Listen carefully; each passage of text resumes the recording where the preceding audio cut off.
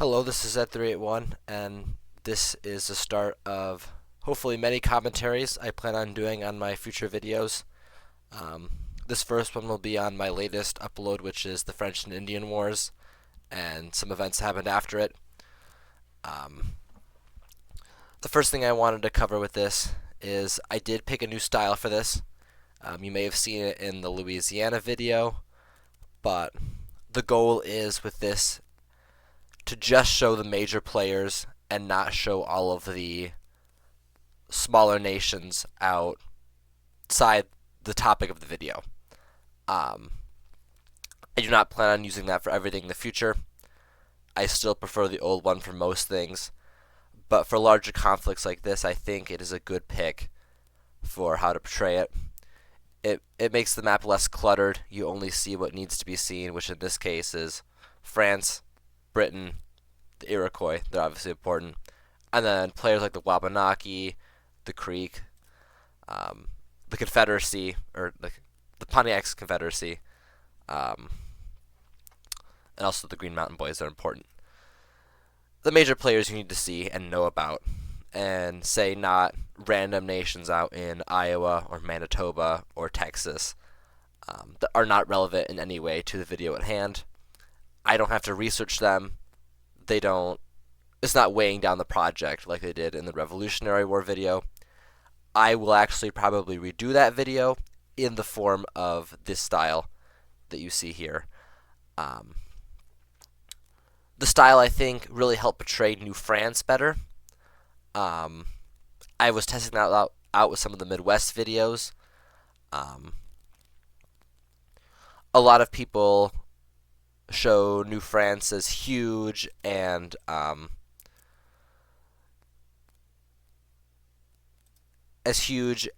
containing a lot of all of Louisiana. You can see some of these Spanish Louisiana. It's shown the same way with France, and it's not really accurate. But I do think it's not as accurate as inaccurate as a lot of people make it out to be. The pockmark fort portrayal is also bad. The correct way, my personal opinion, is this. You can see that it is a fairly large area that France influenced. There was a direct control, Louisiana, Canada, and then everywhere between little suspect forts. And between those forts were the French Indian allies. Allies is used. That is a good term. It is correct. They were allies. But they were also vassals in the sense that they were clearly under French influence. For example, the Miami ran into issues when they decided to fall more into the British sphere. They were put back in line by France and their allies. A more extreme example was the Sauk and Fox. They used to live up near Green Bay, and over in Michigan. They were kicked around Iowa and Wisconsin and Illinois for several years, basically being hunted for stepping out of line of the order set up by France. But regardless of that, for the Indian nations, it was still a better deal than, say, the British. So don't take that as, the French were terrifying to them. The war, a lot of people's assumption of the war is France was doing well early on, then they weren't. That is basically true. Things are mostly going well for France. They were never going to win, obviously. Their small, spread out population was not going to overpower the colonies along the Atlantic, but they probably could have defended themselves. A big loss was the loss of Louisbourg in Nova Scotia. That really hurt the French ability to connect with the outside world and force them inland. This isn't talked about a lot, but over the course, slowly, fort by fort, they pull out of the more extreme regions of their area or their section of the continent. Um, I interpret that as the war is taking resources. I don't know that for sure. That's just my interpretation of slowly, fort by fort. Uh, St. Mary's River is abandoned. Fort LaPointe is abandoned. The fort out in Manitoba is gone. Um, but with the loss of Louisburg, um, the next big event, um, eventually the British did get a hold of the Ohio Theater, um, took out the French allies out here, and at that point, um, instead of being pinned along a really long front line, the British are really able to focus in on the main section of New France, which is Canada. Um, 1759, they get a hold of Quebec. That was a big deal, but it wasn't the end of the war. A lot of people treat the Battle of the Plains of Abraham as a huge deal, and they were, but it was not the decisive moment that ended the war. That would come Montreal the next year. The British control of Quebec was quite weak, in my opinion. They were put under siege the next spring by the French. You can see that.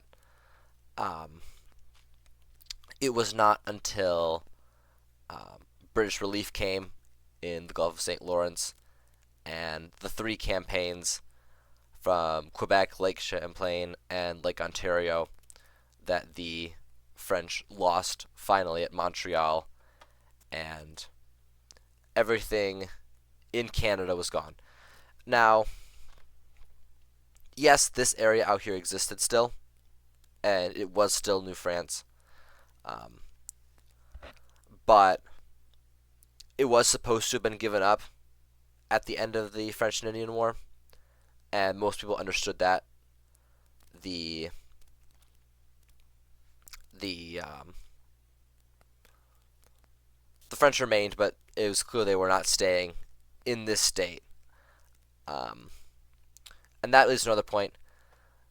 By this point, the 7 Years' War is over, but there is another period for another 2 years where the 7 Years' War in Europe is still ongoing, and the it's a lot of a fun fact, if you will, that the 7 Years' War was actually the First World War. I don't really think that. The 7 Years' War and the French and Indian War were two different conflicts. They started at different times over different reasons. They just happened to exist at the same time. A lot of the earlier European major wars had equivalents in the New World, and those are not treated as world wars, so I don't really see why the 7 Years' War should be treated as one. And yes, there were theaters in India and Africa, but they were, I'd say, pretty minor and detached from the European theater. Um, but they both were resolved at the Treaty of Paris. That set the Mississippi as the new boundary. Now, the Mississippi was not the most defined, and most people were not knowledgeable about the location of the Mississippi at the time, but I do treat it as a actual border. The borders of New France, however, you can see are not shown. They're usually sweeps across Canada, out into Louisiana, or far out into the American West, the Rockies, and then back down to New Orleans. That was the border. It was claimed to be the border. People for centuries after assumed that the Mississippi watershed was the border. But no one actually knew where that was. It was never surveyed. No one knew where that was. No one back then could plot it on a map besides vague circles. And that was, even by 1815, and after the War of 1812, when the Spanish and the Americans figured out where the border was, that they still didn't really know where the Mississippi watershed was, and that's why the Adams-O'Neese Treaty was needed. Um, so with the Treaty of Paris, after the fall of Montreal, a lot of anti-British sentiment picked up in the Midwest, and that led into Pontiac's War. The Pontiac's War is often forgotten. It's mostly used as the reason why the Proclamation of 1763 happened, and that is true, but it's kind of overlooked. You can see beforehand there are quite a few British forts out west in Indiana, Ohio, Pennsylvania, Michigan, especially with Detroit and the Straits, and then out into Wisconsin and northern Illinois. And you can see after, and there were still some fort transfers happening back here, after Pontiac's War, all of these are gone. The Straits were retrieved, and the British did get control of the Niagara from the Seneca, but there is a clear void in Indiana, Ohio, and up into Pennsylvania of British control, which significantly weakened British control over the region and their policy on settling the region, which was basically no. And that leads into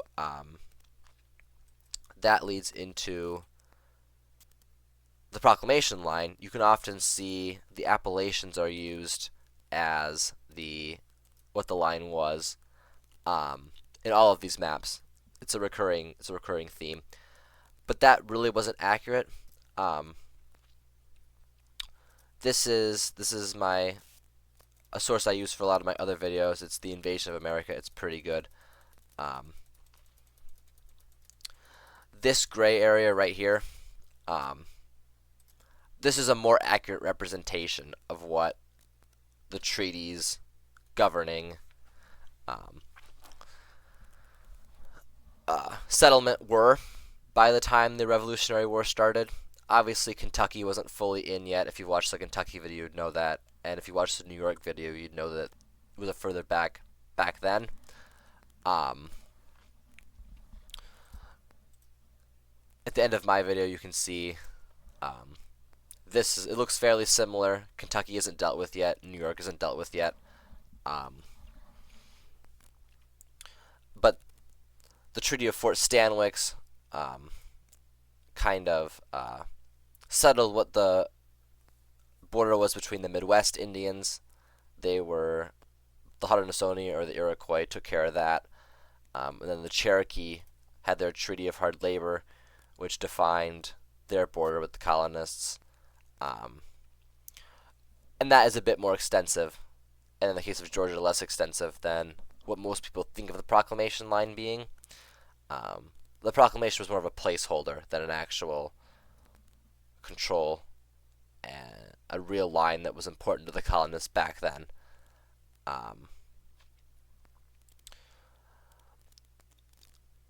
Getting to the next part, this near the end of the video, I show the disputes. But before that, the Louisiana Rebellion. This isn't really important to American history. It was a fairly minor event, but I thought it was interesting. If you watched in the corner, you can see that it took quite a bit till 1766 for the Spanish. They secretly obtained the region in 1762, and it wasn't until 1766 they actually took control of French Louisiana. There was a rebellion 2 years later that lasted about a year, in which French rebels took over and ousted the governor. A year later, the Spanish returned. But this is an event I stumbled basically on accident while researching, and I found interesting that people should know about. The last section of the video basically gets us to the Revolutionary War, and a lot of that is the settlers. After the Treaty of Paris, you can see they're not shown before, but the western land claims of, say, Connecticut and Massachusetts and New York and Virginia. They a lot of people think of them as just like claims in name only. They only existed by technicality and no one ever took them seriously. That is not true in the case of Pennsylvania. Um, Connecticut actually had settlers out here, and there was actually three wars fought between Connecticut and Pennsylvania before and after the Revolutionary War over those lands. Connecticut's claim was actually viewed as more legitimate for most of the conflict. It wasn't until um, after the war that Pennsylvania really managed to take hold of that land. The Iroquois actually sold some of the land in Connecticut's claim to Connecticut. Um, it wasn't until some of that land dealing was undone, especially after the Revolutionary War, when the new government did not want states continuing west forever and wanted to make new states out west, that was defeated for sure. Certain things that people have talked about, that's the last section. Yes, the province of Quebec looked like this. Most sources show it.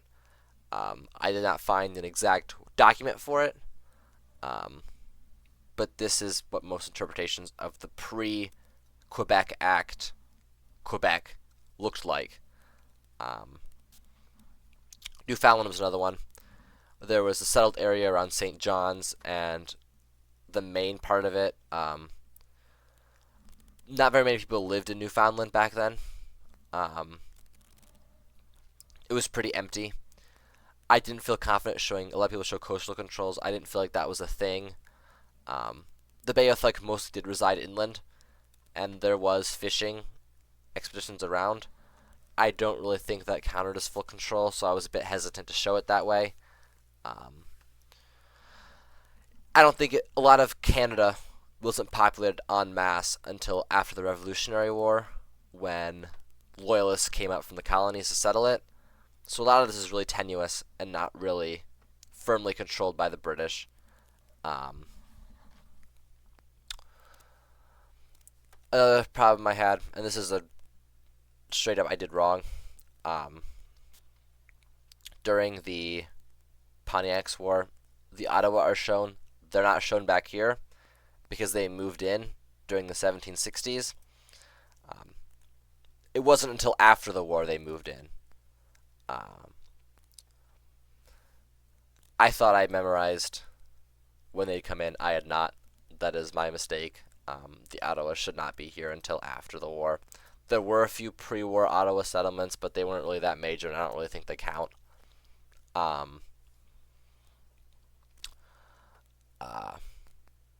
Another issue, you can see the Fort Stanwix line, but if you look, say, here, you can see that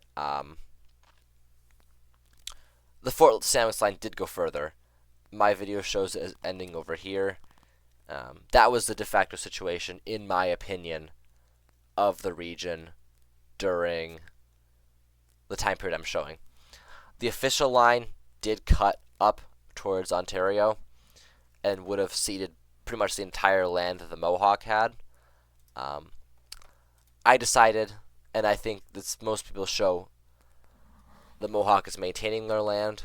I think that was the situation. There were some settlements in the region. They were mostly small.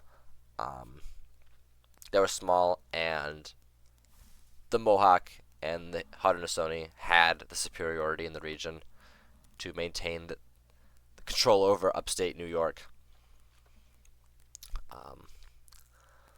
Mostly in the end, I think I'm fairly happy with how the video ended up. It showed a lot of what I initially set out to see, and a lot of it does change as you go through the video, and more stuff is revealed as you do the research. It's a fairly well-viewed video. I'm thankful for that. It's still a bit away from the most viewed, but not a pressing issue. I do think it casts some light on some other conflicts that even in this video I didn't cover.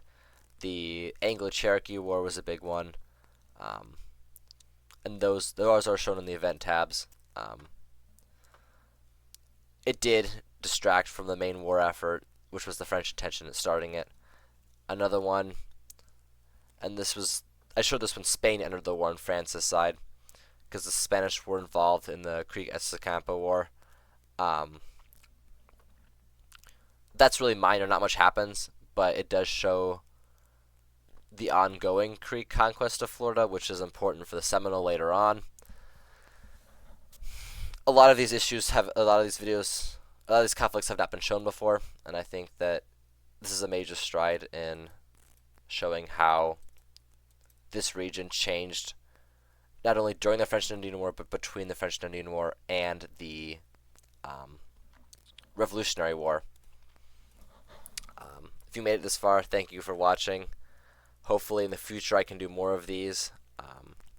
The next video will be on the history of Illinois every year. I am almost done with that. Hopefully it will be done before Christmas. I can't guarantee that. And that commentary would be out not long after that. Thank you for watching this commentary. Goodbye.